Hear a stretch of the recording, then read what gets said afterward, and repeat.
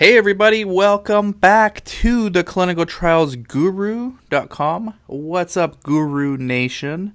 I'm here with world famous Serena Williams. And Serena Williams moonlights as a CRA. Hi, Serena. Hi, everyone. So this may or may not be Serena Williams, but we're keeping her anonymous because this industry is like that sometimes. But also, it's a little teaser because she, Serena, teaches our CRA Academy. And so if you want to actually get to know her and her first name, know her by her first name, which may not be Serena Williams, you need to be a student.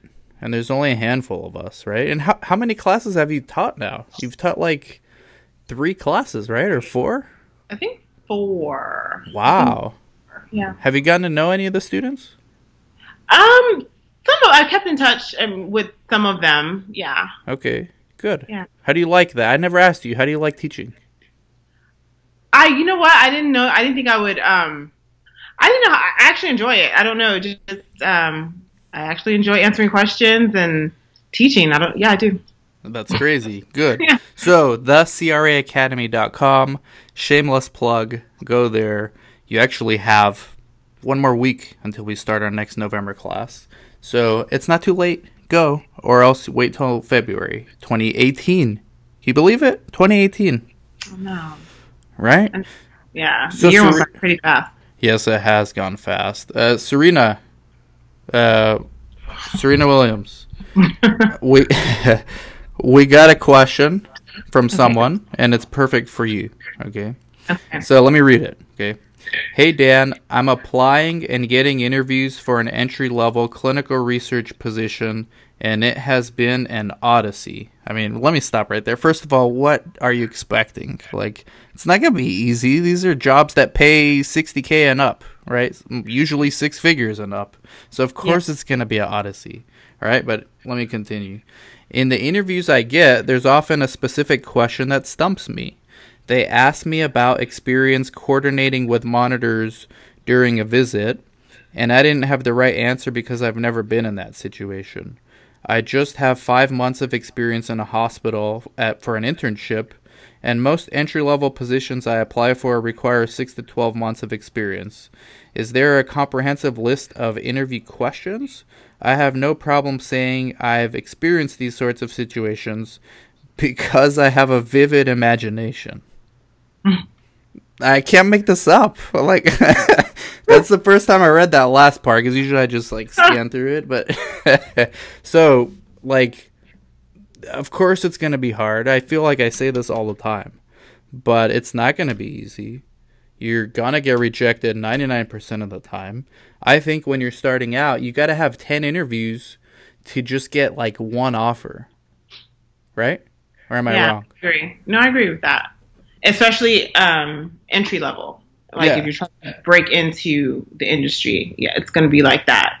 So what do you suggest for this person? Like, should they use their vivid imagination? Like, what do you suggest? Because you're a senior CRA, so like, how did you get started? Like, what do you recommend they do? Best practices. So I was trying to understand the question that he said he was asked. I think it's a he. He was asked how to coordinate a monitoring visit. Yeah, they asked me about my experience coordinating with monitors during a visit. What is that? Maybe a study coordinator? Oh, maybe that's what he meant, because you're not coordinating with other monitors. Yeah. I mean, just the way he wrote the question, or she, could be indicative of why they're not getting it hired. Like, you have to understand the industry, like, because the question doesn't make sense really, but I kind of can decipher like what I think it could mean. Okay, but basically he's got to study more. Yeah.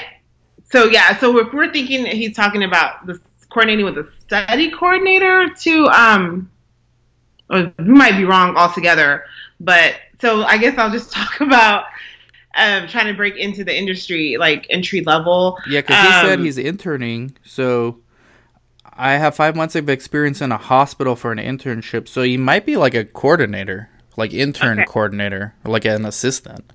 So maybe they're asking him like, "Hey, what How is do your you experience with monitors?" Right? That's what I'm Yeah. thinking. Okay, which is not a CRA question, interview question. Okay. Right. Um, okay, yeah. So I've not been a study coordinator. I'm sorry. So I can't answer study coordinator questions, but I can help answer some questions about, the types of questions that they ask when you're interviewing to become a CRA. Mm-hmm. What you're going to learn, like once you do get in, the question, once you successfully complete an interview and you get a job as a CRA, the next interview that you're going to have is basically they ask the same type of questions. They're all behavioral based types of questions. They want to know what you would do on the field. Like, so they ask you questions like, if you went on site and you had a problem with your site, what would you do? How would you handle that situation? So they're trying to gauge, your skills as a monitor. Yeah. And as a monitor, you got to know how to interact with people.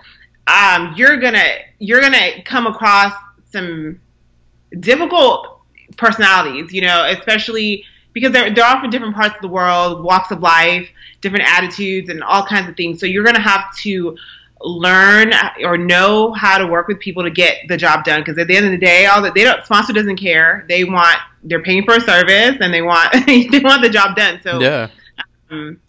That's what these questions are kind of tailored to find out. Like, how would you handle difficult situations if you're under pressure, and how would you solve problems? Because as a monitor, you're like a problem solver. That's all you are. Yeah. Yeah.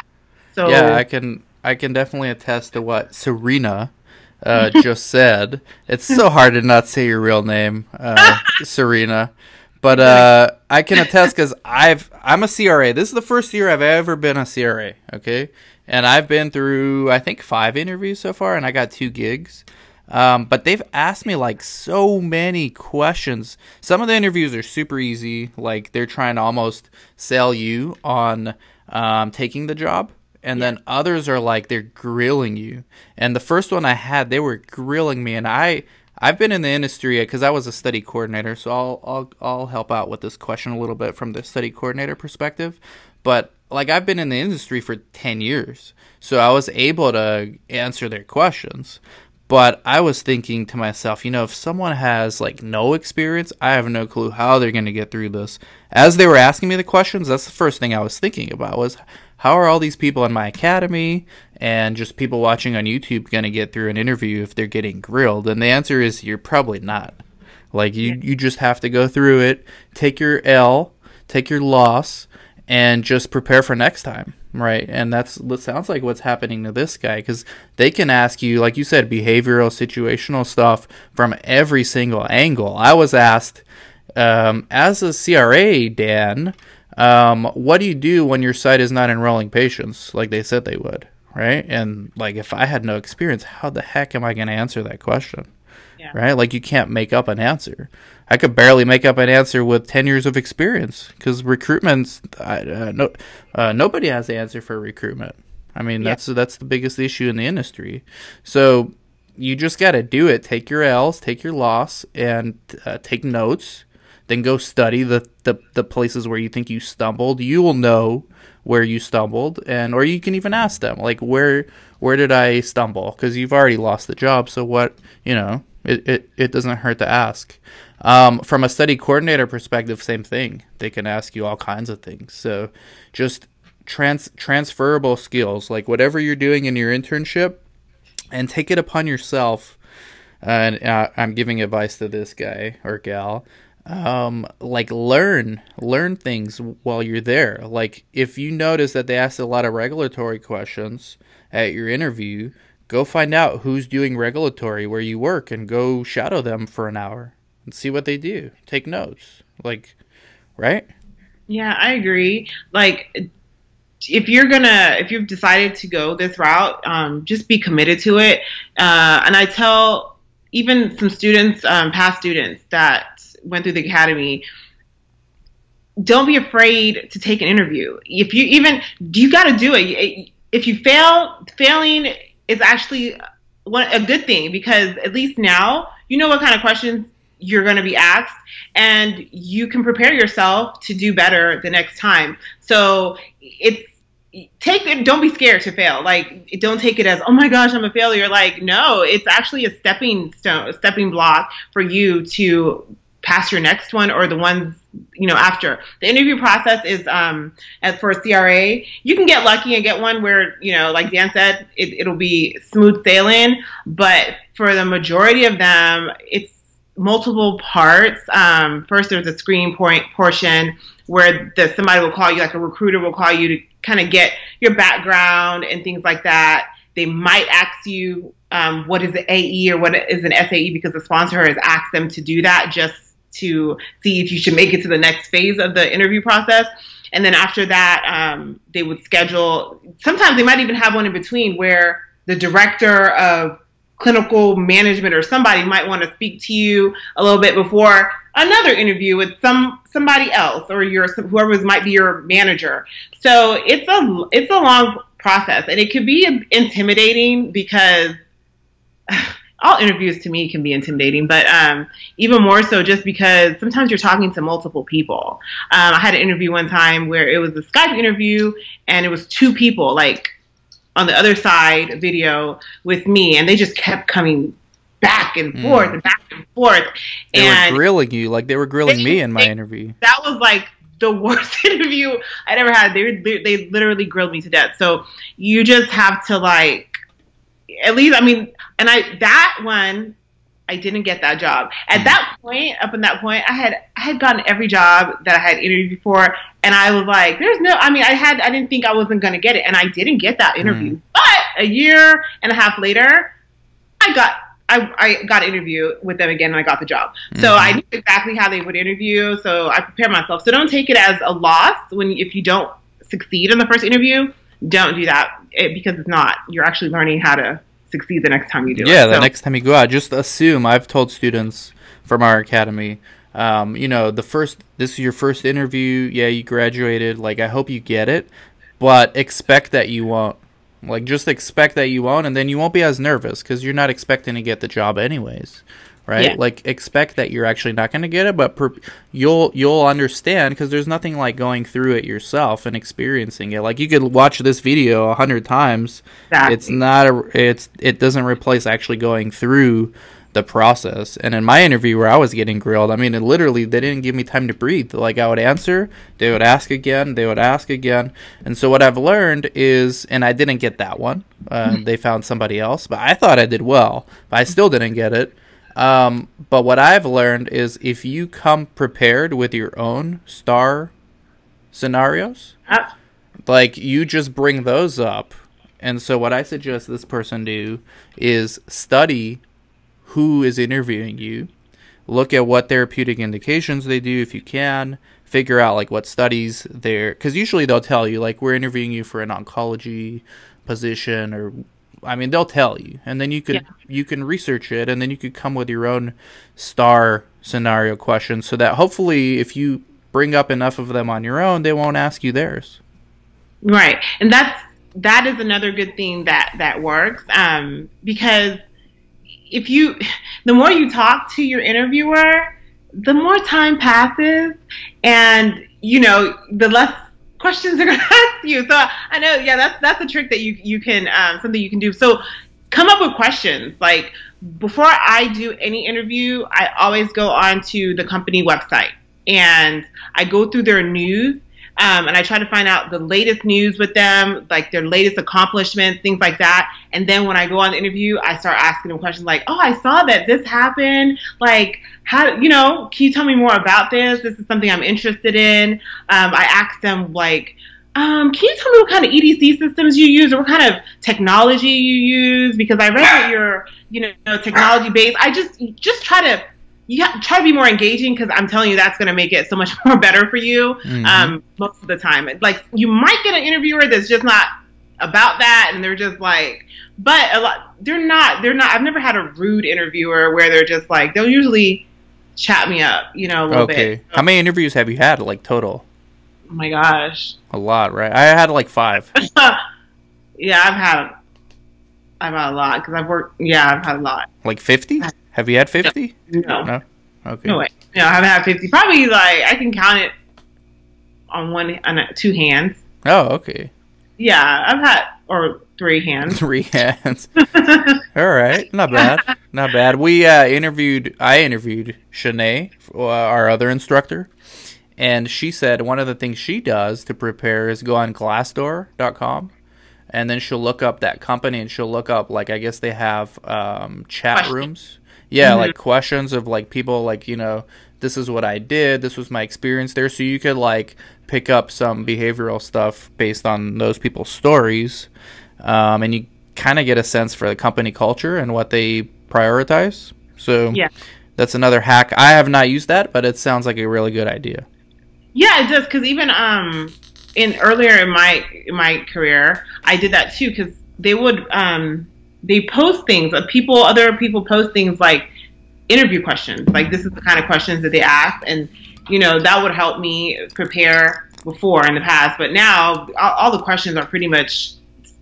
I've had so much experience in the industry, so I have actually a notebook where, you know, I'll write the questions that I'm used to, and then I'll put in answers with the experience that I've had in the field, and so I prepare. But when I first started, like early in my career, I studied for my interviews like they were exams. And I did. Yep. I actually recorded myself because I used to have a fear of speaking, like because you have to sound confident when you're doing an interview. So I did record my first couple of interviews. I recorded myself and I practiced like how to talk and how to sound confident, because it's all about how you present yourself. You're selling yourself at an interview on your CV, so you have to speak confidently, and you have to speak, you can't be all, scared and tensed up. So I would recommend doing that too. And then hearing myself answer my questions actually made me like breeze through my interviews. So yeah, so that's what I did. Another thing I recommend people do, especially when they're just starting out, is go for, like, try to find entry level. Like, don't do what some of our students, I just talked to one 2 weeks ago. He has an interview he didn't even graduate yet. He's in this current class, and he's got an interview for a CRA 2 position. And then I was like, yeah, there's no way you're ready for this. And then I did a mock interview with him, and he bombed within a minute. And I was like, go do it. Go take your loss. You won't get it. But pay attention to what they ask you, and you'll be ready for your next interview. So, like, some of you think you know the terminology. You don't. I mean, you just got to study. Even if you're in something like the academy, like, you've got to rewatch those modules, listen to the replays again. There's no way you can process all that information just one time through. Like, you have to go through it again and really pay attention when you intern. And this person is interning. Make the most out of it. Like, go shadow someone who's doing regulatory, and then go shadow someone who's doing source docs, and then go shadow whoever you can to figure out all the stuff that they're going to ask you. Right? Yep. So, Serena, I think we will wrap up. But once you're in, the hard work just starts, right? Like, once you get your first job, that's a whole nother world. But at least you've gotten through that hurdle. But like my first CRA job, I cried. You cried on your first job? I remember after I got my first assignment, I was so overwhelmed. I was like, what have I done to myself? Like, I felt like, because, and it's not everybody's experience. The reason I had a sponsor that was so hands-on, and they wanted to come out, and I started the beginning of a study, so I went to the investigator meeting, and then, which is cool, I love the investigator meeting, and then the SIVs came, and the pharmaceutical company wanted to come out with me on every single SIV, and it was a therapeutic area I hadn't done. It was difficult, and oh my gosh, I was so stressed, and he was literally like answering all the questions, and I was so flustered, and yeah, I cried. I went home and I was like, I don't know what I've done to myself. Like, But now it's easy and you can get any job you oh want. my god, now it's just I dream sometimes I dream about my job in my sleep and I'm just like, oh, monitoring visit. Yeah, I have to do drug accountability. It's so weird, but Yeah. yeah, I know it like the back of my hand. And you're busy. Like when you people don't understand. I didn't understand until I became a CRA like how busy you are. And I only have 2 sites for one study that I monitor. But on those days, like on those days that I'm monitoring, I don't do anything else. Like the phone is off. Yep. I'm not answering emails. I'm just on site doing my thing, doing the report. So I can't imagine doing that every day or like 3 times a week. So I can always tell it's funny when students in our academy, before they get in, like they'll call me regularly, like right now, like all the time, right? Somebody will call me, have a question. As soon as they get hired, I try to get them on for a testimonial like this. Can't find them. Changed number, blocked my number. We're done with Dan. Like, Wow. go find someone else. It happens all the time. Wow.